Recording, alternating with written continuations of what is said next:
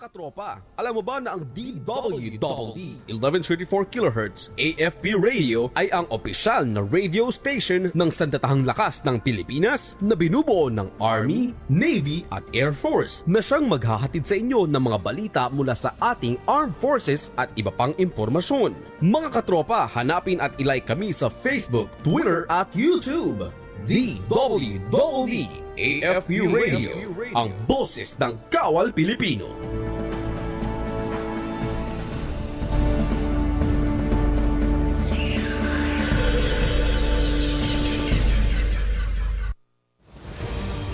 Ngayong Sabado sa Ang Inyong Kawal, mapapanood natin ang ginanap na culmination program para sa 44th National Reservist Week.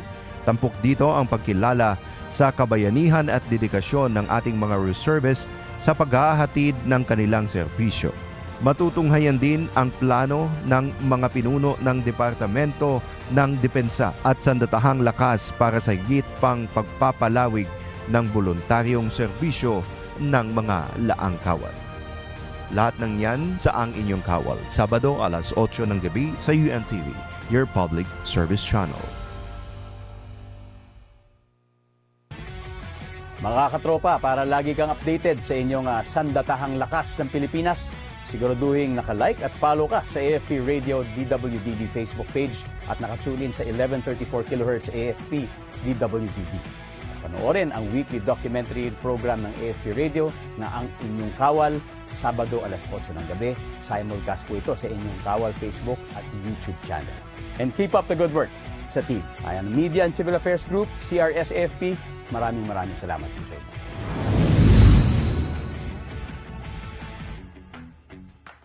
Hello po.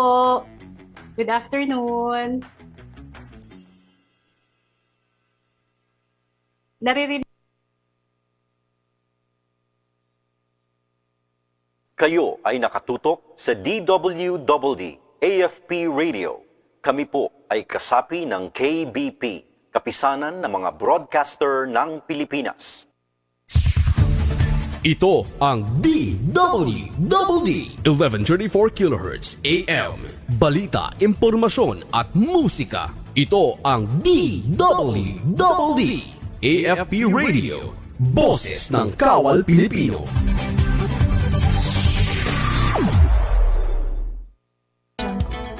May mga katanungan ka ba? Concerns o clarifications sa AFP MBay? Maki-MBay Connect na at alamin ang inyong mga benefits, privileges at iba pa bilang miyembro. MBay Connect, asosasyon mo para sa iyo.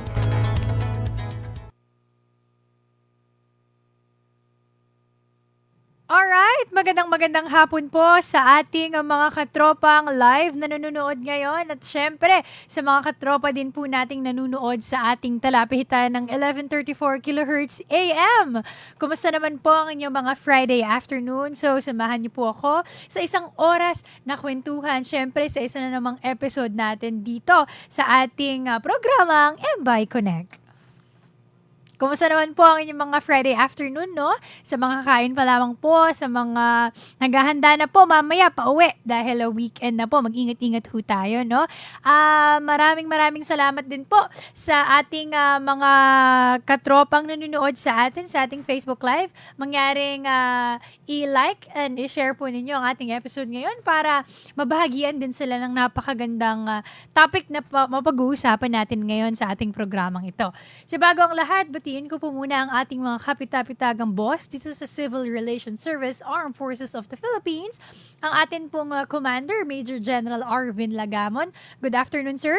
Of course, ang ating Deputy Commander, Colonel Medel Aguilar, and syempre ang ating Chief of Staff na si Colonel Marlouis Patria. Magandang hapon ho sa inyong lahat. Gayun din po sa mga nanonood sa atin sa Facebook Live, no? Mamaya po, if you have shoutouts, pabate, or any question with regards to our topic, ay pwede nyo po yung i-comment dahil bibigyan daan po yan ni Katropang Muffet. Thank you so much kay Chan na nanonood ngayon. Hello, Chan. Shoutout sa iyong napakapoging baby. Ayan. Thank you po, no? So, welcome po sa isang episode na naman ng ating MBay Connect. Well, ngayong hapon ho, kilalanin natin ang isang resource person, no? Ng Free Facebook Financial Literacy Series. So, our topic for this afternoon is very, very important bilang individual, bilang parte ng ating pamilya, and of course, para na rin po i-promote ang smart thinking sa ating buhay because financial literacy must be a must, no, dito sa ating buhay kasi kailangan wais tayo, alam natin, at paano natin nalalaro ang ating mga finances. Dito po, meron din ho kasi tayong na-launch na AFPM by Money Talks, no? So actually, third season na po nitong series natin. Pero bago muna natin simulan ang ating exciting na discussion, review po muna natin ang ating answer and question portion last episode. So, ayan, pasuyo ako sa ating napaka-sexing duty tech buddy for this afternoon. Ayan, hello kay Ateng. Ang ating question po last episode is magbigay ng isang CSR program ng AFP-MBI. So the answers ay ang mga sumusunod, maaring education, health, and general welfare. So congratulations po sa ating winner, no? Nanalo po siya ng tumataginting na cellphone load po, 300 worth of cellphone load. So tutok lang po kayo mga katropa dahil pagkatapos din ho ng ating episode ngayon, ibibigay ko rin ho sa inyo ang ating question of the day. And who knows, nakinig ka na, natuto ka pa for a financial literacy series with us, atin pong guest ngayon, syempre mananalo ka pa ng 300 cellphone load, no? So, tutok-tutok at maraming salamat po. Mamaya, ang ating question and answer portion. So, ang possible answers po, no, kanina na-flash natin and congratulations po sa ating mga winner. Mamaya i-review din natin ho kung paano kayo magpapasa ninyong mga entries. So, para po ipagpatuloy ang ating programa mga katropa, well, please welcome po, no, I am very excited. I am very happy, no. A registered financial advisor po ito and planner, personal finance vlogger din ang ating mga kasama ngayon. Well, and the AFP-MBI's Money Talks Season 3 resource speaker or personnel, walang iba po. Please welcome Miss Janice Sabitsana. Ayan, tama ba ako ma'am? Correct me if I'm wrong po sa pronunciation. Can you hear me? Yes po, loud and clear, Ma'am Janice. Ay, hindi kita nakikita. Tama Ayan, ba? hindi daw ako nakikita, Teng. Ako.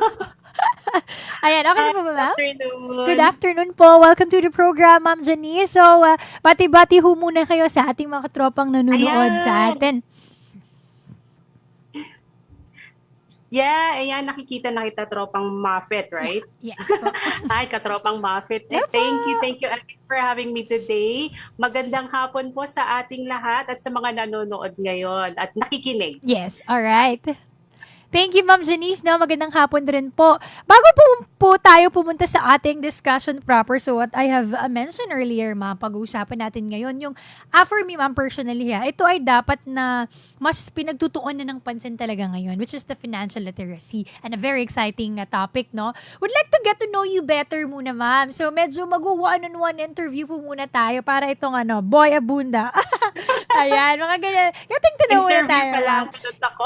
Yes, opo. I just wanted to talk to you, ma'am, personally. Ano po yung naging journey ninyo? How do you come up na maging financial advisor? At syempre, para maging vlogger, ito po, magandang tool na po kasi ito ngayon, no? Ma'am, I believe na through social media, we can be creative and create content na makakatulong din talaga sa ating mga kababayan. So, ma'am, would you like to go through your personal experiences po and kung ano po ang gusto ninyo at nais ninyo i-share sa ating mga katropa ngayon? Okay, sige. Thank you again, Tropang Muffet, for inviting me here. So ako nga po si Janice Sabitsana. Medyo mahirap lang i-pronounce, pero that's my name. I'm a registered financial planner. I'm from, I took my registered financial planner program from the RFP Philippines. So I'm grateful for this opportunity. And sabi mo nga kanina, meron din akong, nag-create din ako ng content sa aking blog and YouTube channel. Ayan, pwede mo na i-plug, ma'am, para i-follow ka ng ating mga katropa, no, to guide them with their finances. Oo, kung meron kayong YouTube, you can go to my YouTube channel. You can check it out at Pinay Investor. Yun po ang aking handle. Ganon din po sa Facebook, sa Instagram, pero usually nagpo-post ako ng content sa YouTube channel ko. And that's where I share yung mga budgeting tips, mga konting investment, saving tips. At siguro doon nga ako nakita ni Miss Miller kung sino man Yes, naghanap ng oo. financial planner. So yun. Yes, Yun. ma'am. Or pa? Opo, I am really interested din po with regards to this topic. Alam niyo po, ma'am, ganito na din po ka-powerful ngayon, no? Itong ating social media. So, gusto ko lang din pong malaman, ma'am, ano po yung naging motivation ninyo? Just a personal question dito sa pagka-create ng content. Kasi ito po ay, I believe, ano po ito medyo challenging din po ang mga gawain nito, no? So, ano pong pinaka-motivation, what pushes you to create contents po related dito po sa ating mga financial states? Actually, nag-start yung aking pag-create ng content a few years ago. Nag-start lang yun sa mga online banking kasi before, hindi pa masyadong marami ang nakakaalam kung paano mag-check ng balance online, kung paano mag-transfer ng pera sa ibang accounts. Kasi dati, di ba, we have to go to the bank each time na mag-withdraw, mag-send ng money to other people, or mag-check lang ng balance. So it was very time-consuming and sobrang hassle. So nung malaman ko, when I discovered that there's such thing as online banking, tinry ko siya, nag-register ako, and then I shared it to my friends, to my family members. Tapos na-curious sila, paano ba ginagawa yan? So, isa-isa ko sila tinuturuan. Yeah. Tapos naisip ko, why not post it online para every time na may magtatanong, hindi ko na kailangang ulit-ulitin, explain ulit. So yun, doon nag-start. So, shinare ko paano mag-check ng like SSS, paano mag-check ng balance online. So, yun yung start. And then, during the pandemic, di ba, nasa bahay lang tayo. Sabi ko, I always do budgeting every month and I always track our expenses as a family. So sabi ko, why not share it to other people? Kasi alam ko, marami rin ang nahihirapan mag-budget, marami rin ang gustong matuto kung paano mag-save, paano makakaipon kasi sa dami ng bayarin ngayon, lalo na ang taas ng inflation rate, di ba? We need to be wise when it comes to handling and managing our finances. So I started creating content related to budgeting. And yung parang nakikipagkwentuhan lang ako at pinapakita ko sa kanila kung paano ko ginagawa. And nakarelate sila. Marami nakarelate. Marami ang nag-message sa akin. Marami nag-reach out na, uy, ang ganda ng system mo sa pagbabudget. Kasi katropang Muffet, iba-iba tayo ng ways ng pagbabudget, right? Ikaw ba? Nagbabudget ka ba?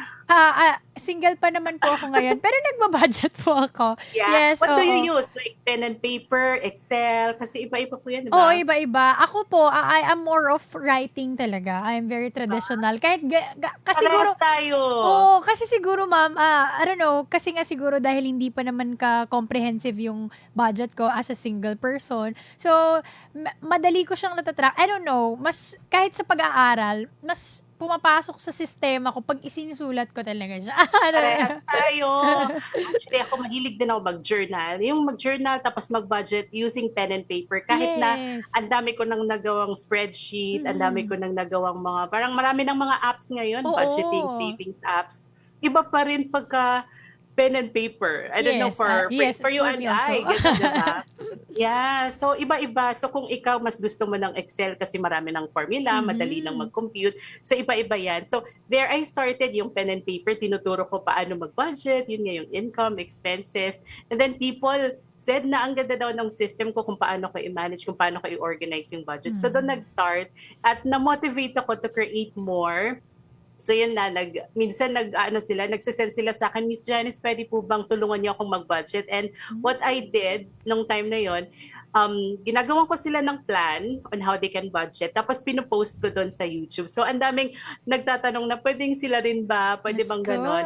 And eventually, sabi ko, o nga, parang maraming natutulungan nito. Why not learn more? So, ang ginawa ko, nag-aral pa ako, I took the Registered Financial Planner program para mas lumawak yung aking kaalaman, mas marami pa akong ma-share, di ba?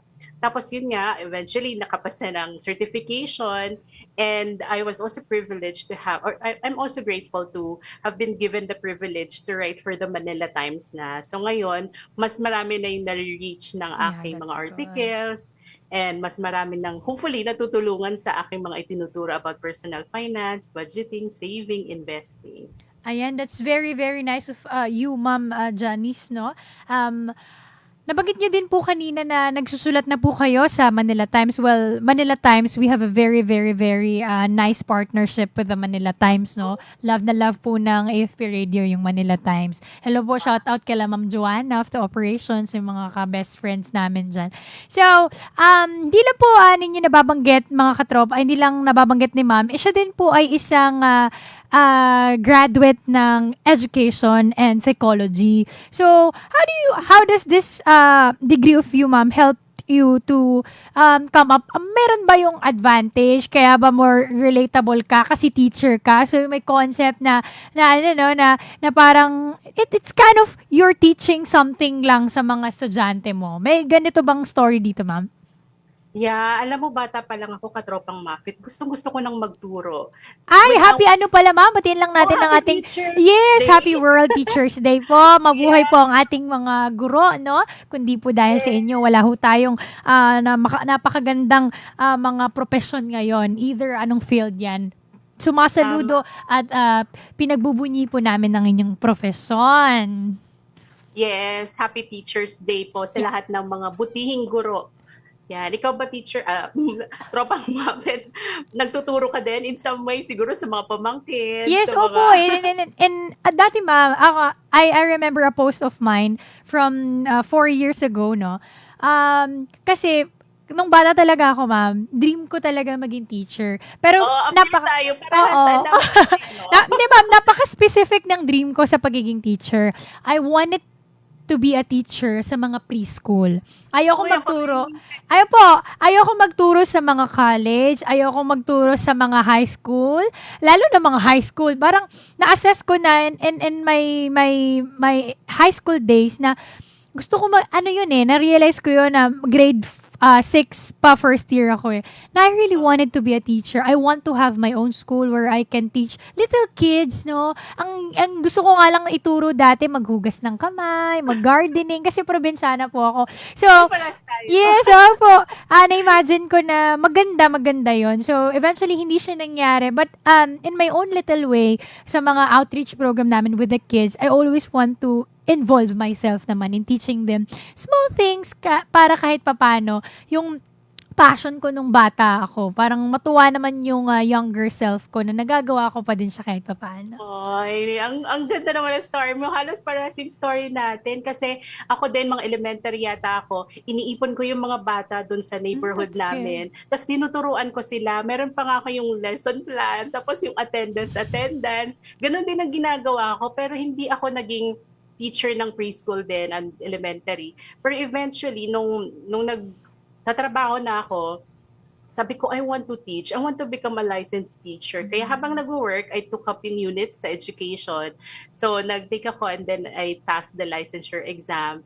And then, nakapagturo ako for a short time lang sa isang university.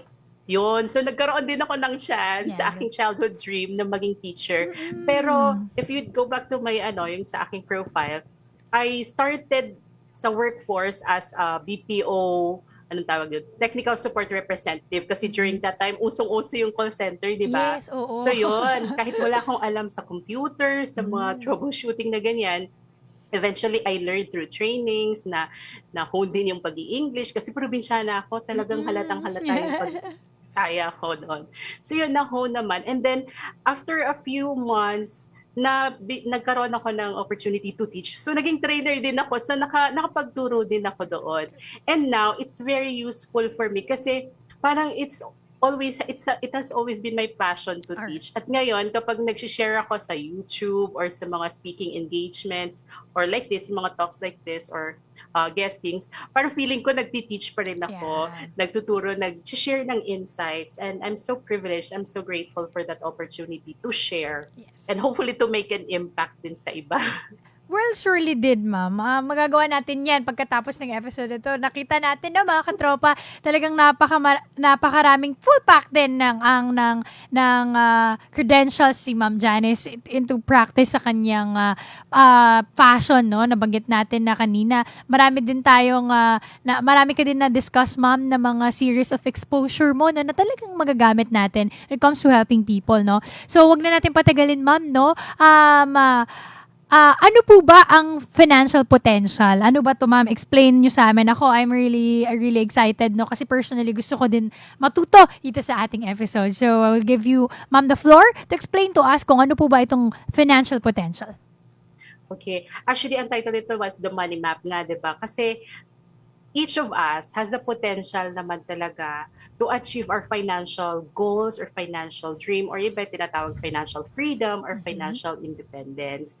So, pero bago natin malaman yan, meron pa tayong dapat balikan or i-assess within ourselves kasi ang nangyayari sa mga financial education programs, sa mga financial literacy programs, diretso na, parang numbers na kagad. This is how you budget, this is how you save, this is how you invest. So parang hindi na natin na-assess muna ano ba yung behavior natin when it comes to handling our money. Ano ba yung ating relationship with money.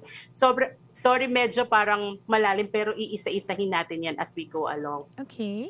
Itong nasa screen, it was part of my story kasi growing up, hindi naman talaga ako marunong about money kasi sa probinsya po ako lumaki, sa isang simpleng pamilya lang. When I was growing up, what I would always hear from my parents was their lack of money. Minsan naririnig namin sila nag-argue, nag-aaway about money. So hindi talaga madali yung pinagdaanan namin during my childhood. Kaya bata pa lang ako, pinangarap ko na sana makapag-aral ako sa Maynila, makapag-college at hopefully makapagtrabaho para tulungan din ng aking family na maiangat ng konti kahit papano from poverty kasi mahirap ang buhay sa probinsya. So eventually, nakagraduate naman ng college at nung nakapagtrabaho ako, sabi ko, ayokong ako lang yung makagraduate. Ayokong pag ako ang may trabaho, akin na lang din naasa yung mga kapatid ko, yung family ko. So I decided na tulungan ko yung parents ko na ma-send or mapag-aral din yung mga kapatid ko kasi sabi nga nung quote na yan, asan na ba yung ating quote dyan? So if you give a man a fish, you feed him for a day. So parang isang araw mo lang siyang, pag binigyan mo yan ng pera, isang araw niya lang yan gagamitin. But if you teach a man how to fish, you're feeding him for a lifetime, di ba? Parang, have you heard of that, Katropang Muffet? Yes, opo. Narinig ko po yung concept na yan. Diba? Oo. So mas maganda yung hindi lang natin binibigyan ng pera or sinusuportahan. Why not teach him how to earn a living for himself? Kaya I'm so glad after 5 years ng pagsusupport ko sa mga kapatid ko, napag-graduate ko rin yung aking 3 kapatid through college. And now they have families of their own. They can support their families. They are responsible. So and we share yung responsibilities namin with our parents na I'm so grateful na nangyari yun na sinuportahan ko. Inuna ko yung goal na yon instead of buying the things that I wanted that time kasi I have that bigger goal. I want them also to prosper. I just don't want myself to prosper. Gusto ko ring makatulong sa mga kapatid ko at sa iba.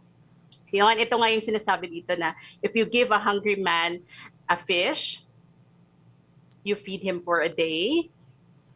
If you teach a man how to fish, you feed him for a lifetime. Ayun. That's very nice. Yes, ma'am.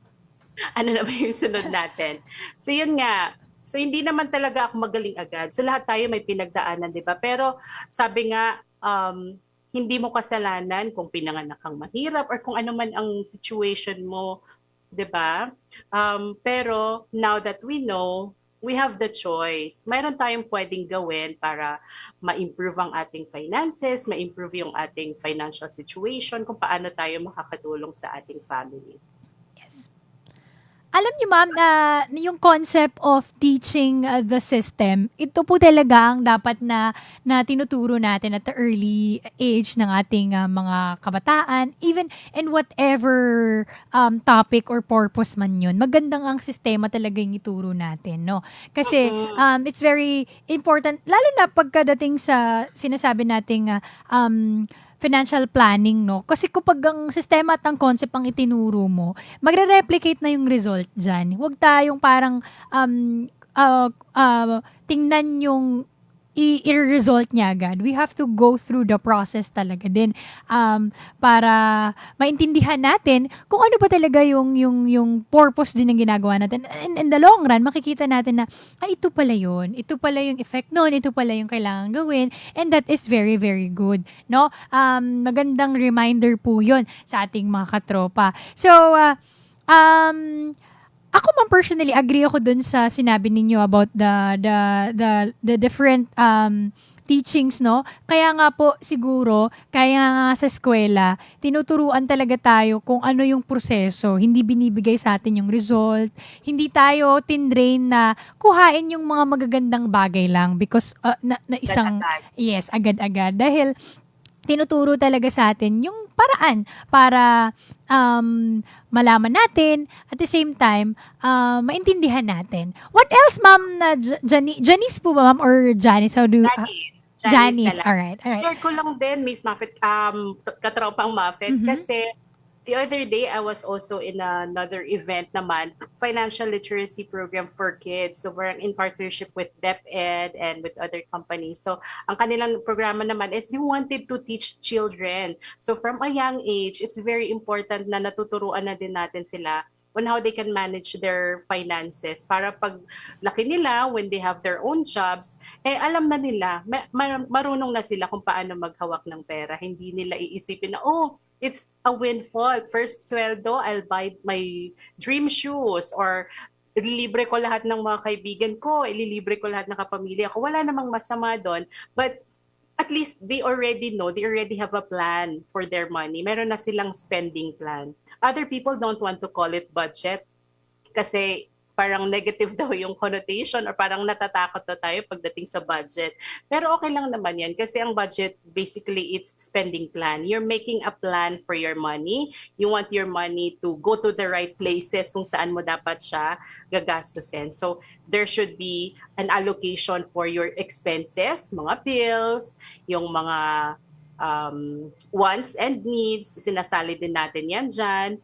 And we also must allocate for our savings. Kasi hindi lang naman tayo nabubuhay sa present, di ba? Kailangan pinaglalaanan din natin ng fund yung ating future. Kasi in the future, magre-retire din tayo, hindi naman tayo forever na magtatrabaho. Pag nagkapamilya tayo, kailangan din nating i-send sa school ang ating mga anak.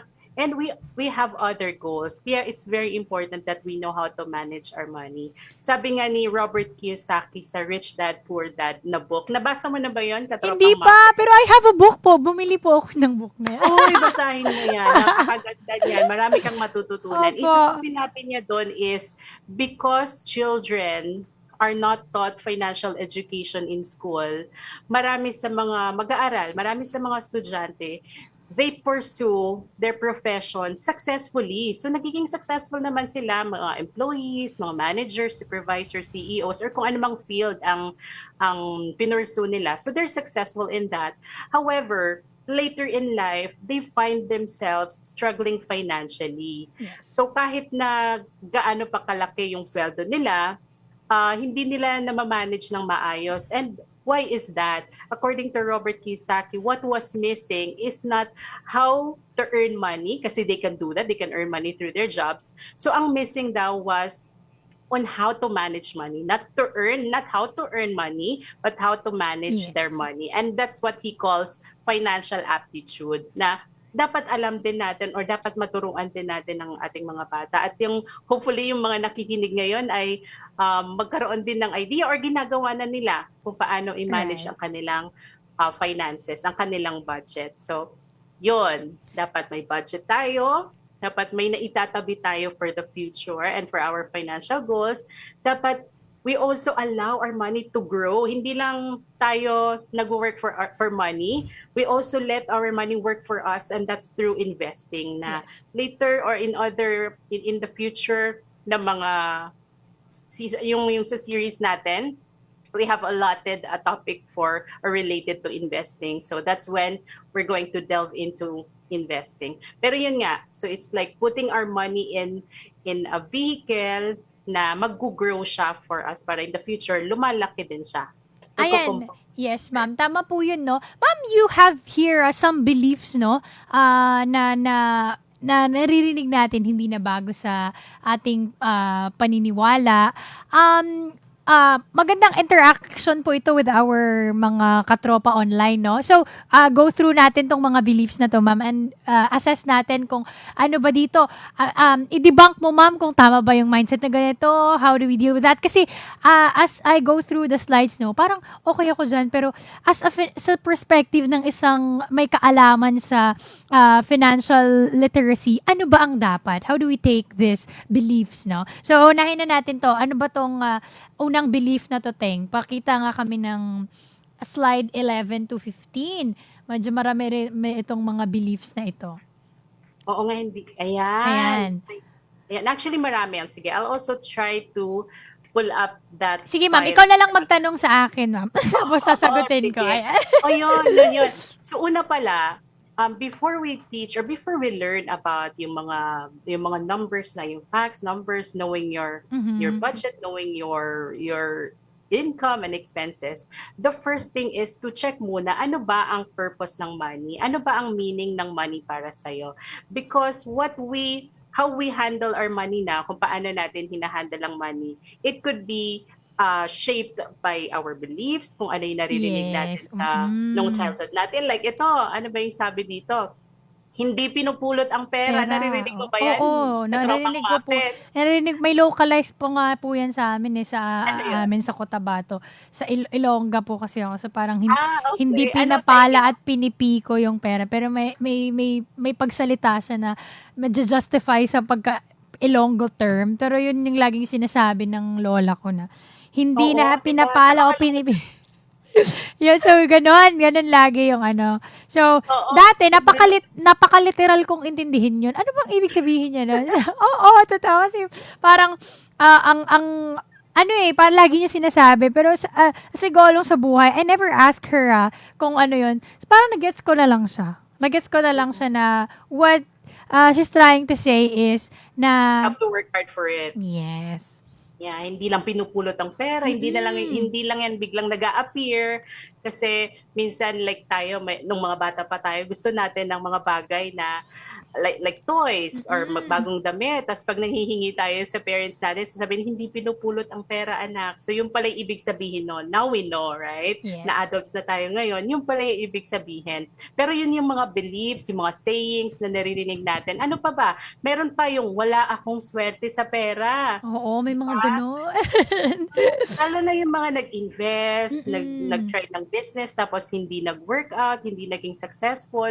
So yung iba nagkakaroon na ng fear when it comes to investing and building a business or putting up a business kasi may mga failures na sila, which sana, don't give up. Diba? Yes. Just keep trying.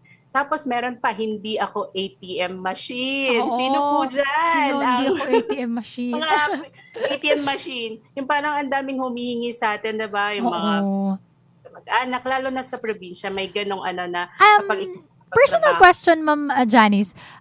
Kasi po, that is part of ano na din culture na kasi po yun. Yes, so how do that's we, as a financial planner and someone who is expert in this field, no? How do we take this professionally? Parang meron bang perfect menu? Or kasi ako, guilty ako dyan na there are people na parang madedenay mo yung request nila. And it's not easy to explain na ganito. Pero on a professional setting, kasi gusto naman natin na napagbigyan, pero there are certain times na hindi naman talaga kaya. So ano po ang ma-advise nyo pag ganito yung sitwasyon? Okay, ganito.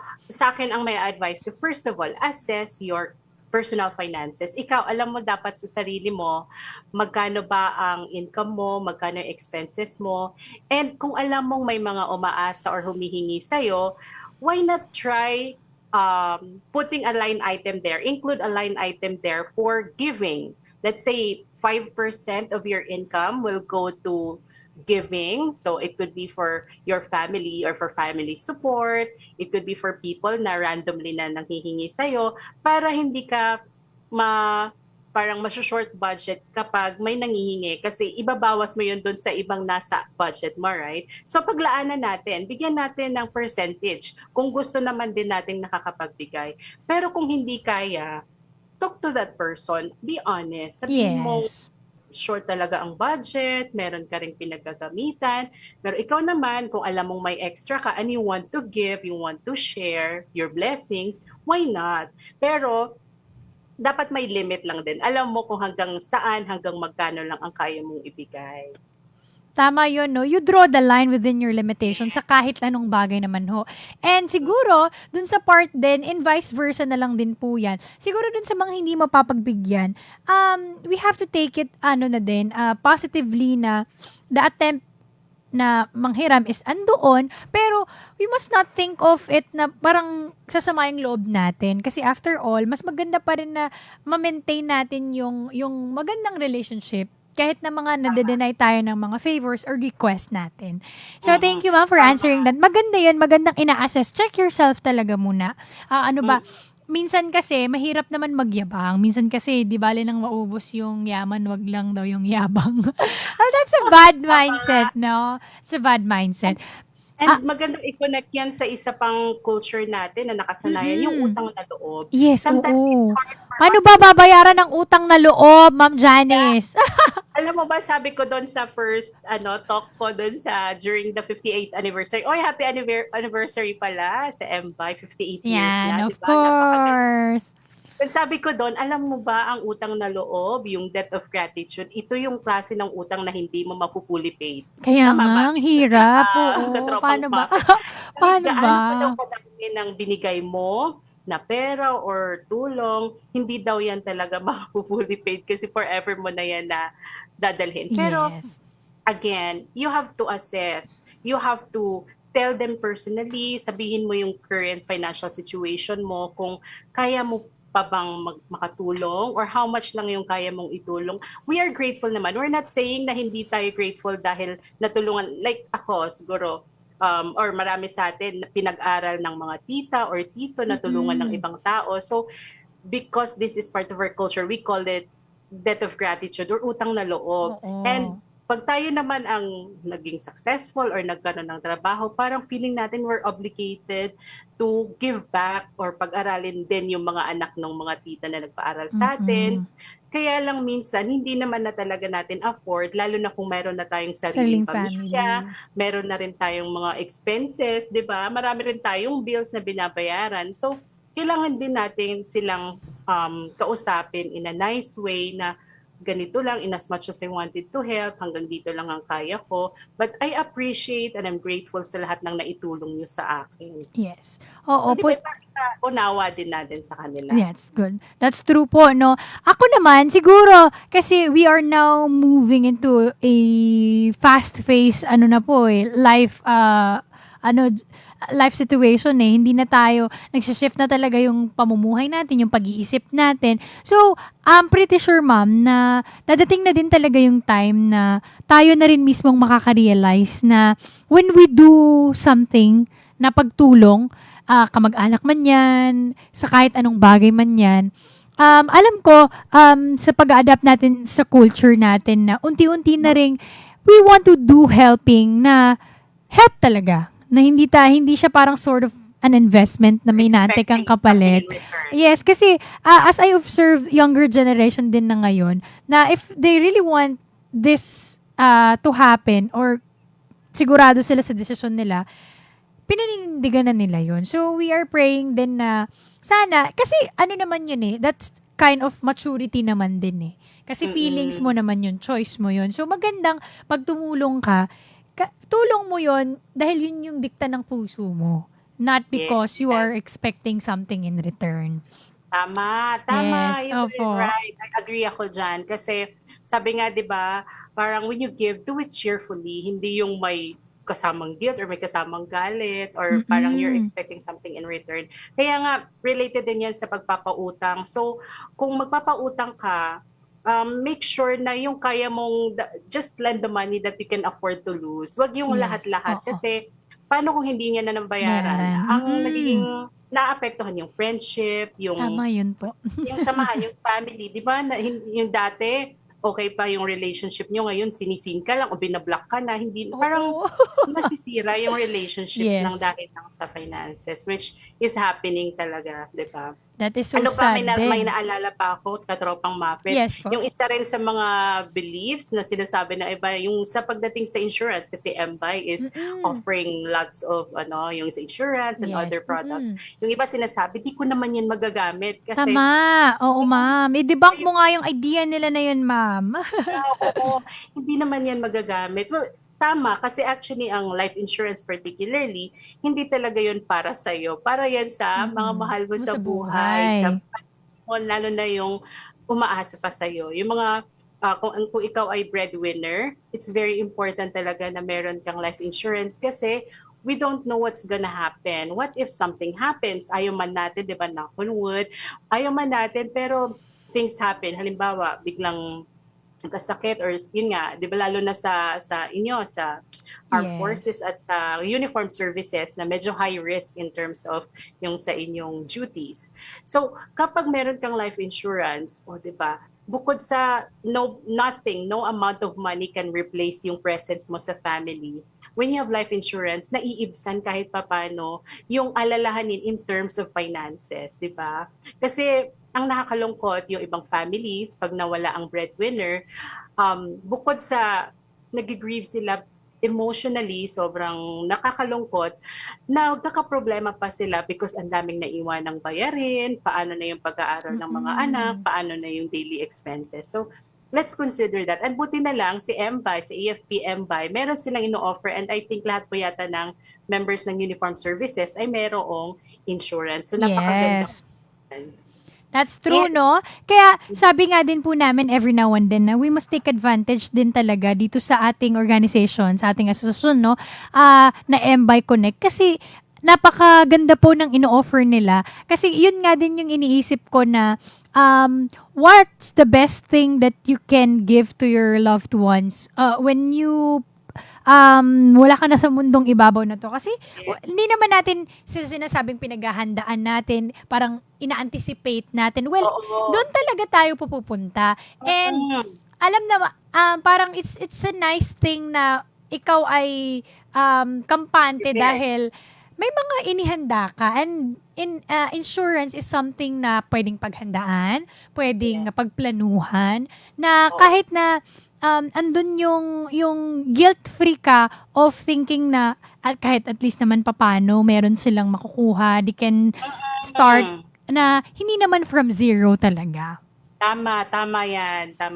Kaya swerte talaga ng uniform services because there's AFP MBI na kaagapay nila sa mga ganyang bagay. At hindi lang sa insurance, pati investments, sa pabahay. So lahat-lahat na Yes. yata all-in-one na, di ba? Parang nandyan si MBI. And going back to insurance, sabi nga ni George Ellis, it's better to have it and not need it than to need it and not have it. Di ba? Yes, tama. Okay nang meron ka dyan na insurance na hindi mo magagamit pa, kesa yung may nangyari tapos wala ka Ka nun, naman. kawawa naman yung family Tama. mo. Di ba? Yes, that's true, ma'am. Yun Let's move to your own story, ma'am. Dito sa mindsetting, pagdating sa core values natin.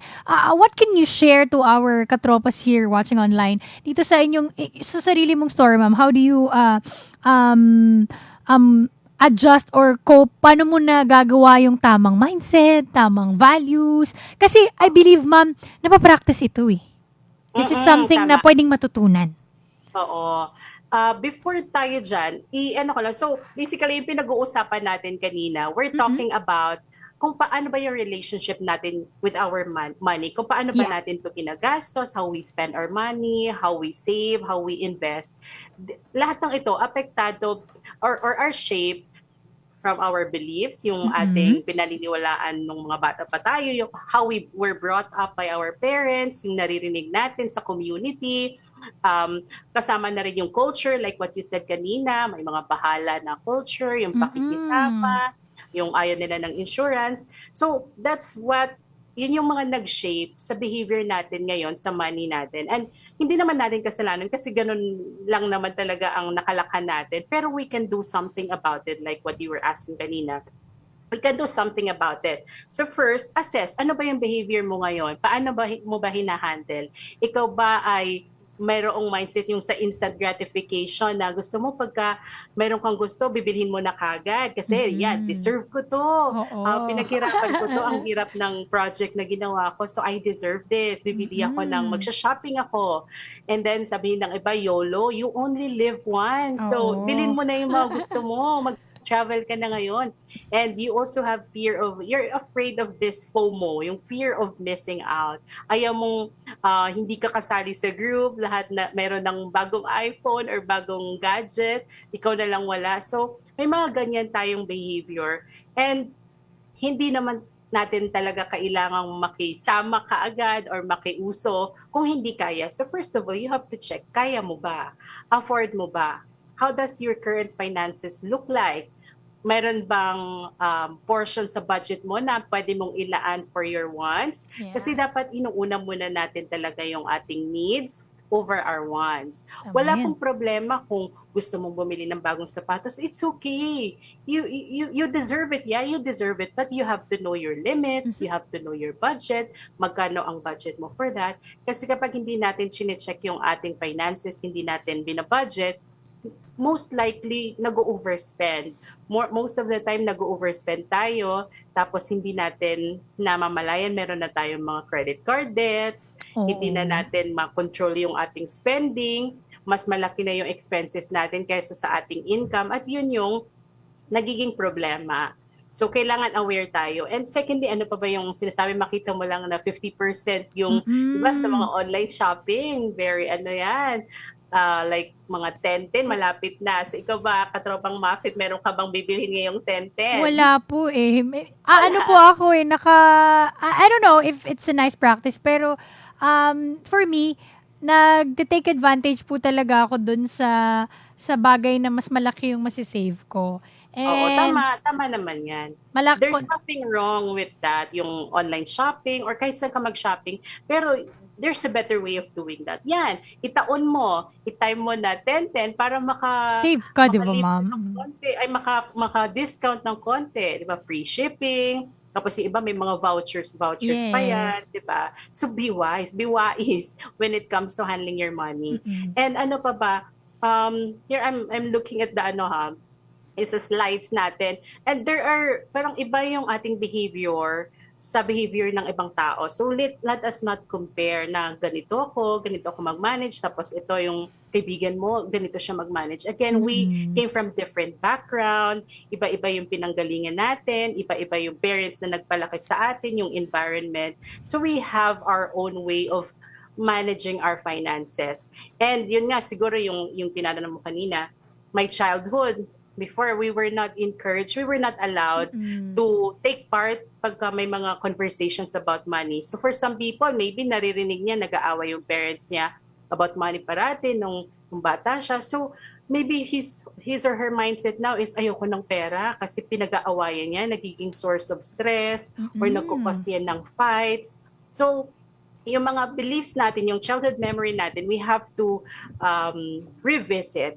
Kasi baka yun yung nakaka-apekto kung bakit hindi tayo nakakapag-ipon. Tama. Like maybe before, naisip mo ng childhood ka, like ito nga, yung sa childhood memory ko, iniwan kami doon sa grandparents namin kasi hindi pa kaya ng mga magulang namin na isama kami. We were 4. So ako at yung younger brother ko, we were the middle children sa family. Iniwan muna kami pansamantala doon sa house ng grandparents. So nung iniwan kami doon, ninagyan kami ng mga coins, yung mga lumang coins. I don't know, ilang taong ka na ba, katropang Mafit, if I may ask, if you don't 25 mind. po. I'm 25 years old. Batang-bata pa pala. Pero before there was, yung malalaking piso, di ba, yung may kalabaw na malalaki yun. Yan. Binigyan kami ng mga coins na gano'n.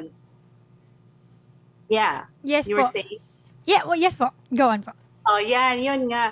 Tapos, nung iniwan kami, parang binigyan kami, sabi na nila, makakabili kami ng candy dyan, or pwede namin gamitin to buy whatever we want. Pero nung iniisip ko siya, we have these coins, pero ang kapalit naman nun, iiwan kami. So, while I was growing up, parang inisip ko, ayoko ng pera na to, kasi parang it causes yung pagkakahiwa-hiwalay ng family, yung hindi magkakasama. So, yun yung naisip ko and naging ano siya, parang na ano siya sa mindset ko na pag ako nagtatrabaho, mag-iipon talaga ako para hindi ko kailangang iwanan yung anak ko away from me. That's So, so dapat nice. gusto ko magkakasama lang kami. And without me knowing, yung unconsciously, Yeah. gano'n na pala yung ginagawa Ginawa ko na. because I was also thinking na naiwan ako ng bata ko because of money. Now, I'm saving up because I don't want that to happen to me. So, ikaw din, I'm sure meron kang childhood memory. May mga ganyan kang memory na pwedeng Mm-mm. that's the reason why you are Tama handling your yun. money now. Ikaw ba, katropang Muffet, meron ka bang gusto i-share? Marami. I don't want to share, ma'am, pero gusto ko lang sabihin na kailangan din, in any aspects of life, kailangan din daw po nahi-heal natin yung inner child natin. Kasi makakapag-apekto, not specifically sa pera, malaking factor yun. But in general, sabi nga Yes. nila, minsan kapag hindi natin hinayaang maghilom yung sugat ng childhood natin, it will eventually replicate to our family. And kawawa naman yung future family natin. If the pain is still there, so parang unconsciously din siyang nare-replicate. So we have to really assess ourselves at mag-heal talaga tayo. Yeah, we have to revisit. Okay lang Tama. i-revisit, pero wag tayong manatili doon Yes, sa past. oo. Past is past, sabi nga. We have to heal, we have to forgive. Sabi ko nga sa isang slide doon, we have to forgive. Go back to your childhood memory. Patawarin mo yung sarili mo kung gano'n yung nararamdaman mo before. Kung mayroong galit, hinanakit, forgive. Forgive your parents, forgive the people who might have hurt you in the past. Kasi for sure now, naka-move on na sila, ikaw nandun ka pa rin. So, forgive the past, forgive yourself, and move on. And now, balikan mo na yung present. So, na-revisit na natin yung past, yung kung paano tayo mag-deal with our money now because of our beliefs. Now, go back to the present. I-assess natin yung ating current finances. Where are you now in terms of your finances? And we can do that by budgeting. Yun nga, Yes. diba? So, I have a lot of templates for those who are interested. Pwede nyo pong bisitahin yung aking website sa thepinayinvestor.com/freebies. Pwede nyo pong i-download yung aking mga templates if you want to start budgeting. So ano ba yung pagbabudget? It's basically creating a spending plan. Saan ba napupunta ang pera nyo? Yeah. So, before pa kayo or before pa dumating yung inyong income, sulat nyo na magkano ba ang ine-expect nyo na income, and then ano ba yung expenses nyo. You can start with the fixed expenses. Ano yung fixed? Yung mga binabayaran nyo every month. Like yung mga utility bills. Pwedeng sa house, are you renting? Magkano yung rent? Kung nagbabayad ka ng house na sarili mo, nakabili ka, magkano yun? And all the other expenses. Tapos sa variable naman, yung nag-iiba-iba yung amount each month, like food and groceries. Di ba hindi naman yan parating 7,000 or Tama. 10,000 naman. Yes, So yes. nag-iiba-iba yan. So ilista mo rin. Pero how much are you allocating for that? So ang groceries mo, most likely meron ka ng idea kung magkano yung nagagastos mo every month. So isulat mo yan. Magkano ang napupunta sa transportation, kung ikaw ay nagta-travel or pumapasok sa office, magkano yung allowance mo every day. So yun, i-add mo yun, isulat mo lahat ng yun para alam mo, you're aware where your money is going. And yung nasa screen natin, there are different ways of budgeting like what I said earlier. You can do the 50-20-30 rule, 50% goes to your expenses, 20% sa savings, 30% sa wants. Pwede rin namang 70%. So, wala pong makakapag-dictate sa inyo kung ano po ang tama kasi iba-iba po ang ating budget. Iba-iba po ang ating priorities, iba-iba yung pinaglalaanan ng pera. Pwedeng parehas tayo 20,000 ang kinikita every month pero ikaw, sarili mo lang, walang umaasa sa'yo, and the other person, 20,000 din pero tumutulong sa mga magulang, nagpapadala sa mga anak, at nagre-renta pa, ikaw nakikitira ka sa parents. So, again, we have Magkaiba. different ways of budgeting kasi nga magkakaiba tayo ng budget, magkakaiba tayo ng priorities. And sabi nga dito, your budget reflects your values. So, yung sa values naman, ano ba yung mahalaga sa'yo? Mahalaga ba sa'yo ang pagsisave? Kung mahalaga sa'yo ang pagsisave, you are thinking of your future, meron kang mga financial goals, uunahin mo yan sa iyong budget. So, pagka-receive mo pa lang ng sweldo mo, 20% ilalagay ko na kaagad sa savings. And if I'm not mistaken, di ba, sa AFP or sa uniform services, they have the option na auto-deduct na for Savings, yeah. Savings and investment, which is good. Kasi pagka tayo ang naghahawak minsan, parang ang hirap gawin. yes, tama, parang saka na lang, next time na lang. Pero at least ito dito, di ba, automatic na deduct na kagad. So whether you like it or not, andun na, nasisave na, which is good. Yes. Kasi para sa future mo, andun na, meron ka ng nest egg. Ayan. Thank you so much, ma'am.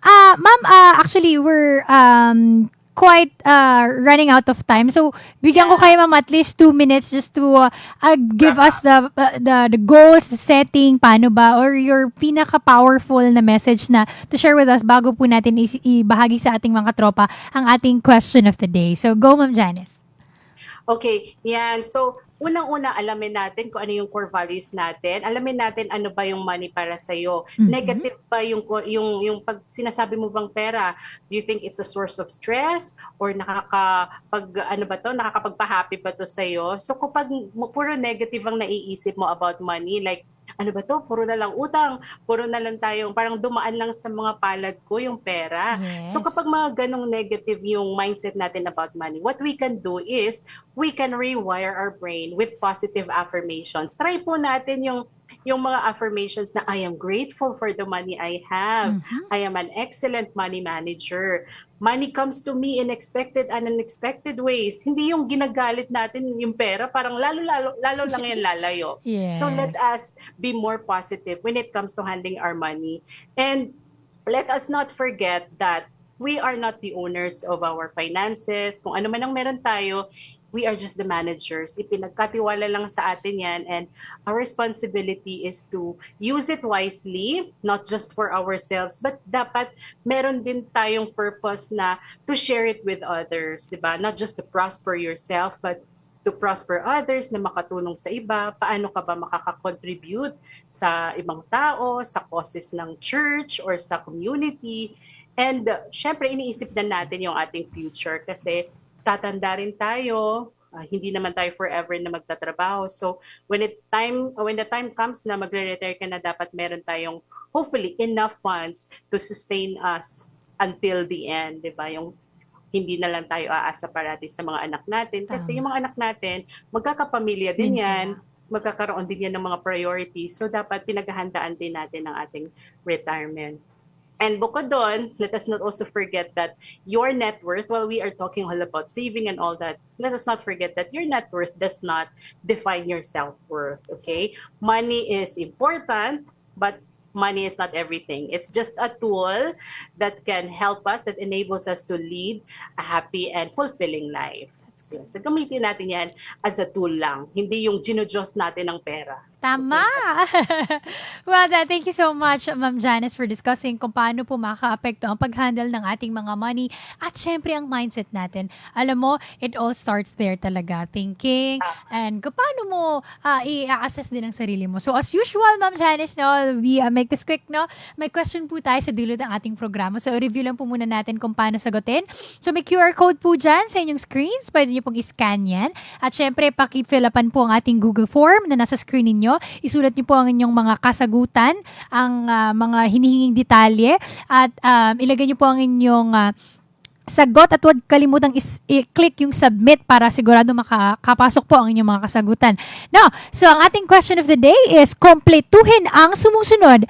Ang M sa money na MAP ay mastering your blank. So, nabanggit ko na kanina, no? Ang M sa Money MAP ay mastering your blank. So kung alam niyo po ang sagot, well, i-click niyo na po ang ating QR code at syempre ilagay niyo po ang inyong kasagutan at i-submit niyo na po yan para may chance po kayong manalo ng ating cellphone loan. So maraming salamat po, no?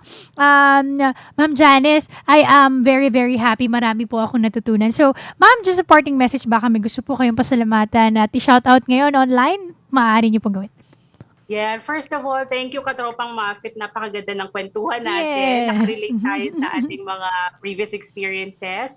And maraming salamat po AFP MBI for trusting me and for giving me this opportunity to be part of your series, yung Money Talk series. Isang napakalaki pong karangalan na maging part. And it's a privilege po to share my insights kasi sabi ko nga kanina, ako hindi rin maganda yung naging simula ko, but again, I'm here to give back, to pay it forward, and I want to share this to people also so that they can manage their finances better. And shout out sa lahat po ng mga nanonood. Hello po. Salamat po. Sana may natutunan kayo. And if you want more tips, please visit my YouTube channel. You can also email me. Meron pong button doon sa aking website. You can reach out to me anytime if you have any questions. And abangan niyo po yung mga susunod pa nating topics sa series kasi marami pa po tayong pag-uusapan about money. Alright, so follow nyo po and i-like ang mga social media platforms ni Ma'am Janice. Ako personally, mamaya ma'am, ilalike at ifa-follow ko yan. So maraming salamat po. Unti-unti na po tayo magpapaalam sa ating programa. Maraming salamat po. Medyo nag-overtime tayo pero a very fruitful conversation po ang ating nagawa. Maraming salamat din sa pamunuan ng ating AFP-MBI, kala Ma'am Biels, kala Sir Popat. Thank you po. Magkita-kita ulit tayo next first Friday of the month sa buwan na po ng Nobyembre.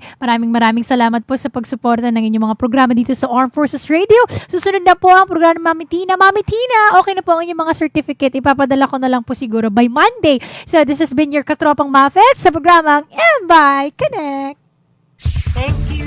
Ito ang DWDD 1134 kHz AM. Balita, impormasyon at musika. Ito ang DWDD AFP Radio. Boses ng Kawal Pilipino.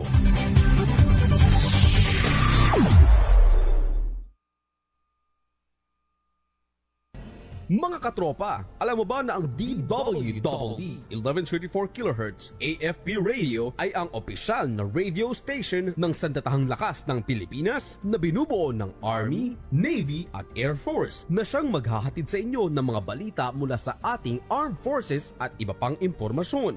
Mga katropa, hanapin at ilike kami sa Facebook, Twitter at YouTube. DWDD AFP Radio, ang boses ng Kawal Pilipino.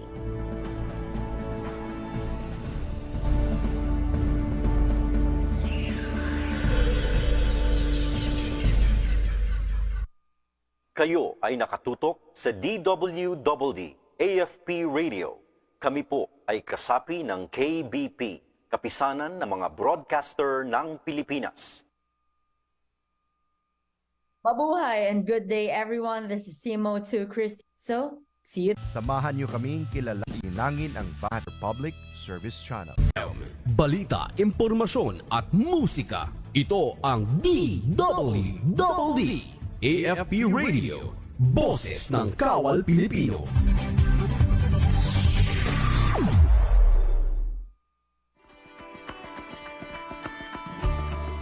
Anghel ng Masa kasama si Katropang Tina Shotwell Clemente, Lunes hanggang Biyernes, alas 2 ng hapon sa DWDD Armed Forces Radio, Boses ng Kawal Pilipino. Welcome to Anghel ng Masa with my Mama Tina Shotwell Clemente. Welcome to Anghel ng Masa.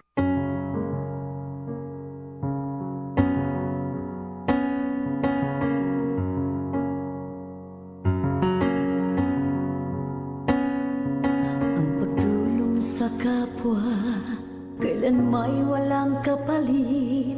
Sa busilak mo na puso, di buhay mong inalay. Sa kapwa ay pag-ibig. Ang mga may problema ay iyong nadarama. Ang sayo ay may lumapit, pakikinggan mo siya.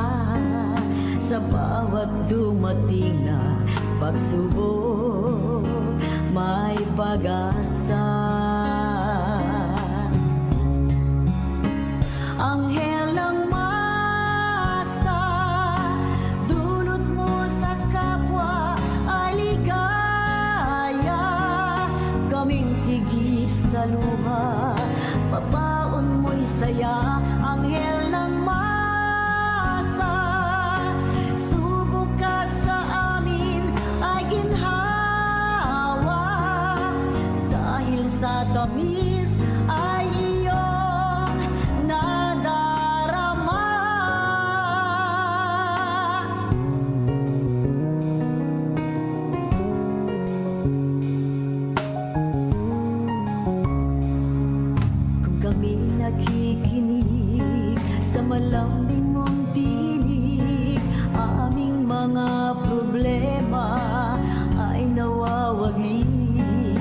Serbisyo mong tunay na pangmasay nakakamit.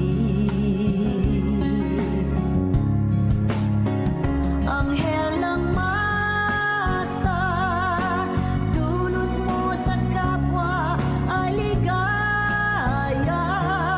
Kaming tigip sa luha, pabaon mo'y saya. Anghel ng